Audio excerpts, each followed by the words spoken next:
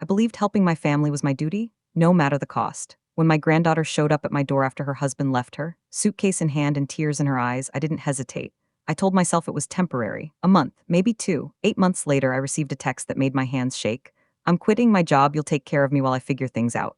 No question, no shame, just expectation. In that moment, I realized kindness without boundaries becomes permission. I had raised children, buried a husband, and worked my entire life to earn peace. And now I was being treated like a retirement plan. That text didn't just cross a line, it erased it. So I finally did what I should have done a long time ago. My name is Dorothy Kline, and at 72 years old, I had already learned that life doesn't warn you before it changes. One evening, my granddaughter showed up at my door with swollen eyes, a single suitcase, and a story full of tears. Her husband had left after catching her cheating, and she claimed she had nowhere else to go. I didn't ask many questions. I saw fear, shame, and desperation, and my instincts took over. I hugged her, made tea, and told her she could stay with me for a while. Family helps family, that's how I was raised. I believed I was offering shelter during a storm, not opening my door to a long-term arrangement that would slowly take over my peace. She cried every night during that first week. She talked about betrayal, loneliness, and feeling judged by everyone. I listened, cooked her favorite meals, and reassured her she would be okay. Any quiet concern I felt, I pushed aside. I told myself this was what grandparents were meant to do: protect, forgive, and support. I didn't ask about savings, plans, or responsibility. I didn't ask how long she intended to stay. Sympathy clouded caution. I excused small things, sleeping late, leaving dishes, using my car without asking. She's hurting, I told myself. I mistook emotional pain for helplessness. Looking back, that was the moment the balance shifted, when compassion quietly replaced boundaries. A few days later, I gently mentioned that this arrangement would be temporary.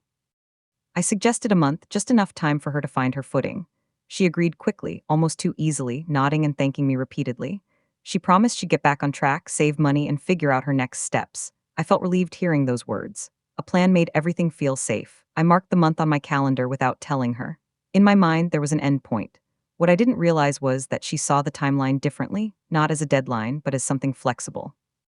Promises were spoken, but commitment was thin. Still, I believed her. I wanted to believe her as weeks passed, progress stalled. Job searches turned into bad timing. Interviews were always almost confirmed. Every setback came with an excuse: too tired, too stressed, too overwhelmed. She insisted she was trying, yet nothing changed. Bills increased. Groceries vanished faster. My quiet home grew loud with phone calls and late nights. Whenever I gently asked about plans, she grew defensive or emotional, reminding me how fragile she felt. I backed off, afraid of pushing too hard. I didn't want to be the villain. Slowly, responsibility shifted without discussion, from her life being on pause to my life being rearranged. The house no longer felt like mine. She took over the living room, controlled the television, and criticized how I did things. Too quiet, too old-fashioned, too strict. I started tiptoeing in my own home, choosing silence over conflict. Small disagreements turned into heavy air that lingered for days. I noticed resentment building inside me, but guilt kept it contained. I reminded myself she was family, but family shouldn't make you feel invisible. The warmth I once felt helping her was slowly replaced by exhaustion. I wasn't hosting a guest anymore. I was accommodating an entitlement. My savings began shrinking. Utilities rose. Groceries doubled. She rarely contributed, insisting she was almost back on her feet. Meanwhile, she ordered food deliveries, bought new clothes, and treated my home like a safety net that would never tear. I cut back quietly, skipping outings, delaying purchases, pretending everything was fine. I didn't want to admit I was struggling. At my age, peace and security matter more than pride. Yet here I was, stressed about money because I was afraid to say no. The irony stung. After a lifetime of work, I was financing someone else's irresponsibility. 8 months passed without warning. The calendar I once marked now mocked me. Nothing had changed except me. I was tired, uneasy, and quietly angry. Then one afternoon, my phone buzzed with a message that froze me in place. No greeting, no gratitude, just expectation. She announced she was quitting her job and assumed I would take care of her while she figured things out. That text didn't feel like family, it felt like a demand. In that moment, something inside me hardened. I realized kindness had turned into permission and silence had become agreement. And I knew this could not continue. The message arrived in the middle of the afternoon, casual and careless. She didn't call. She didn't ask. She announced, "I'm quitting my job. You'll take care of me while I figure things out." I read it 3 times, hoping I misunderstood. My chest tightened, not from anger, but disbelief. There was no gratitude, no awareness of sacrifice, just certainty. As if my home, my savings, my remaining years were already assigned to her. I sat at the kitchen table staring at my phone, realizing how far things had drifted. This wasn't desperation speaking. This was entitlement, and it terrified me more than her tears ever had. What hurt most wasn't the demand, it was the assumption behind it. She assumed I would always say yes. She assumed my needs came last. She assumed my age meant my life was already finished. In her mind, my home was a fallback plan, my savings a safety net, my time an unlimited resource. I replayed past conversations and saw the pattern clearly. She never asked how long she could stay, only how comfortable she could be. I realized I had trained her without meaning to. Every silence, every excuse I accepted, every boundary I avoided had taught her one thing. I would absorb the consequences so she wouldn't have to. That text crossed a line I didn't even know existed until it was shattered. Helping someone recover is one thing, becoming their retirement plan is another. I thought about my own late husband, the years we worked, saved, planned, so we wouldn't burden anyone. And now, here I was, being told my future was already claimed. I felt invisible, reduced to a resource instead of a person. The realization was painful but also clarifying. This wasn't about money anymore, it was about respect. And respect had quietly disappeared. That night I lay awake remembering my life, raising children, working double shifts, skipping luxuries so others could have opportunities. I never complained, I never kept score. I believed love meant giving without conditions. But somewhere along the way, that belief became a trap. I had earned rest, I had earned peace. Yet guilt kept me acting like I owed more. I realized something sobering. No one had forced me into this position. I had stepped into it willingly, afraid of being seen as selfish. The truth was harder to accept. I had abandoned myself to keep others comfortable. The next day, I finally spoke up to friends who had known me for decades. Their reactions were immediate and firm. "This isn't kindness anymore," one said. "It's enabling." Another asked a question that stayed with me. "What happens to you if she never leaves?" Hearing it out loud made my stomach drop. They reminded me that helping doesn't mean surrendering your life. They weren't cruel, they were clear, and clarity felt like oxygen. For the first time, I allowed myself to consider that saying no wasn't betrayal, it was survival. When I gently raised concerns, she reacted exactly as I feared and expected. She accused me of abandoning her. She cried, reminded me of her pain, her failed marriage, her stress. She insisted quitting her job was temporary and that I wouldn't understand her generation's struggles. Any mention of responsibility was met with anger or tears. Accountability made her uncomfortable. And I saw it clearly now, she wasn't overwhelmed. She was avoiding adulthood, and she expected me to shield her from consequences indefinitely. That evening, I sat alone and did something I hadn't done in months. I listened to myself, not guilt, not fear, just the truth. I couldn't continue like this. Love without boundaries was destroying me. I didn't want to punish her. I wanted my life back. The decision didn't come with rage or drama. It came quietly, firmly, and without apology. I would no longer finance avoidance. I would no longer trade my peace for her comfort. For the first time, I chose myself, and that choice changed everything. The next morning, she called her granddaughter into the kitchen and spoke calmly, without anger. She explained that if she was going to stay, there would be rules, clear ones, contributing to groceries, helping around the house, keeping regular work hours, and setting a firm move-out timeline. No more sleeping until noon. No more treating the house like a hotel. She expected effort, not excuses. The room went silent. Her granddaughter stared as if she'd been insulted, not guided. She had grown used to comfort without conditions. For Dorothy, laying out those rules felt terrifying and liberating. For the first time in months, she wasn't reacting to entitlement. She was asserting ownership over her home, her time, and her dignity. The power dynamic shifted instantly. The reaction came fast and fierce. Her granddaughter accused her of being cold, unsupportive, and selfish. She raised her voice, pacing the room, claiming Dorothy was changing and becoming cruel. She said families don't put rules on each other. She insisted Dorothy was punishing her for being vulnerable. The anger wasn't random, it was panic. Boundaries threatened the comfort she had grown dependent on.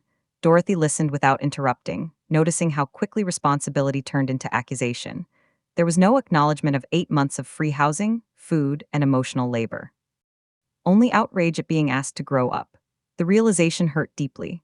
Gratitude had been replaced by expectation, and kindness had been mistaken for weakness. When anger failed, tears followed. Her granddaughter collapsed onto the couch, sobbing loudly, reminding Dorothy of her failed marriage, her loneliness, and how no one else cared about her. She brought up childhood memories, family guilt, and even Dorothy's late son, trying to anchor responsibility through emotion. Words were carefully chosen, meant to soften resolve and trigger guilt. In the past, this would have worked, but something inside Dorothy stayed firm. She recognized the pattern, pain used as leverage, vulnerability used as control. Compassion didn't disappear, but clarity replaced it. She realized supporting someone doesn't mean sacrificing yourself. Love doesn't require surrender. And manipulation, no matter how emotional, is still manipulation. the situation didn't stay private for long. Phone calls followed, relatives questioning Dorothy's sudden strictness. Some implied she was heartless. Others quietly admitted they were relieved she finally spoke up. The family split into opinions, each shaped by convenience. Those who benefited from her generosity criticized her boundaries. Those who understood sacrifice supported her. Dorothy listened politely but refused to explain herself anymore. She realized something important. When you stop overgiving, people who relied on it feel betrayed. Family approval suddenly mattered less than self-respect. This wasn't about choosing sides, it was about choosing sanity. And she chose it without apology. During one heated argument, the truth surfaced, unfiltered and raw. Her granddaughter blamed everyone except herself for the divorce. She minimized the cheating, called it a mistake, and framed herself as the real victim. Hearing it so casually stunned Dorothy. She realized she had accepted a softened version of events out of sympathy. Now the avoidance was clear. Accountability had been postponed, not processed. The marriage didn't collapse because of bad luck, it collapsed because of choices. That realization hardened Dorothy's resolve. Shielding her granddaughter from consequences hadn't helped her heal. It had kept her stuck. And Dorothy refused to continue enabling denial. When Dorothy stood firm, no raised voice, no anger, something changed. The tears slowed. The accusations lost force. Her granddaughter realized the safety net had limits, that quitting her job wouldn't be celebrated, that adulthood was no longer optional. Reality settled in, heavy and uncomfortable. She asked, quietly this time, what would happen if she didn't agree. Dorothy answered honestly. She would need to find another place to live, not as punishment, but as a necessity. The room felt different after that. The illusion of endless support cracked. Responsibility stood waiting, unavoidable. And for the first time, growth became possible. That night, Dorothy sat alone in her room, heart racing but steady. She felt guilt, sadness, and fear, but beneath it all, relief. She hadn't yelled. She hadn't abandoned anyone. She had simply stopped abandoning herself. Standing firm didn't make her cruel, it made her honest. She reminded herself that love doesn't mean rescuing someone forever. Sometimes love means stepping back and letting them stand on their own. For years, she had been strong for everyone else. Now she was strong for herself. And that strength changed everything that followed. The first boundary Dorothy enforced was financial. She calmly explained that she would no longer cover extra expenses, no more groceries beyond basics, no more phone bills, no more casual spending. If her granddaughter wanted comforts, she would need to earn them. The announcement wasn't dramatic, but its impact was immediate. The house felt tense, uncertain. Her granddaughter stared at her as if waiting for the punchline, convinced this was temporary pressure. But Dorothy didn't backtrack. Cutting financial support wasn't about punishment, it was about reality. Money had been the silent enabler, cushioning irresponsibility. Removing it exposed the truth. Comfort without effort had kept growth frozen. For Dorothy, this step was terrifying, but necessary. She had spent months sacrificing quietly. Now she reclaimed control over her own resources. A few days later, Dorothy delivered what she had avoided for months, an ultimatum. She explained that her granddaughter had 30 days to either secure steady work and contribute meaningfully or find another place to live. There would be no extensions, no emotional bargaining. The words felt heavy leaving her mouth, but once spoken, they brought unexpected calm. The ultimatum wasn't cruel, it was clear. It replaced uncertainty with structure. Her granddaughter reacted with disbelief, insisting Dorothy couldn't be serious. But Dorothy was. She had rehearsed this moment in her mind, and now she stood steady. Boundaries, once imagined as harsh, revealed themselves as honest. This was no longer about comfort, it was about accountability. Panic followed swiftly. Her granddaughter scrambled, suddenly overwhelmed by the reality she had avoided. She searched job listings late into the night, complained about stress, and blamed Dorothy for forcing her into crisis. Tears returned, but this time they weren't manipulative, they were fearful. The safety net was disappearing. She realized she hadn't prepared for independence because she didn't believe she'd need to. Dorothy watched quietly, resisting the urge to step in and rescue her. This panic wasn't harmful, it was awakening. Growth often begins with discomfort. For the first time in months, her granddaughter faced consequences that couldn't be negotiated away. And Dorothy understood that intervening now would undo everything she had worked so hard to establish.